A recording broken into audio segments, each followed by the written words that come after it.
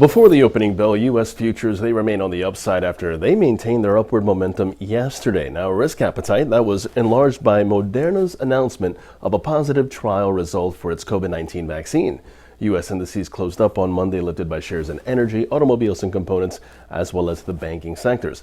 This all as 85% of S&P 500 constituents traded higher yesterday. Now, after the markets closed, we first take a look at Tesla, which is in the headlines as it's expected to surge as the company will join the S&P 500 before the open of trading December 21st.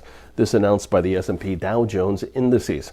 Moving on, T-Mobile US gaining ground this morning post-market as the Berkshire Hathaway, a holding company with a vast range of subsidiaries, disclosed a stake in that company.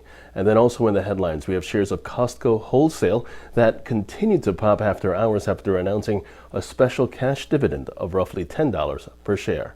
Now, taking a look at today's expectations, we do still have results due out for Walmart as well as Home Depot, while also taking a look at the economic docket this morning. Around 9:30 in the morning, we have the release of U.S. retail sales figures, and we also have U.S. export and U.S. import prices due out. Then right before the opening bell, we also have the release of the U.S. Redbook figures, and then we have the release of U.S. industrial production. And then later on, we have the release of the NAHB Housing Market Index. Now, taking a look at the markets, the S&P 500 is where we begin.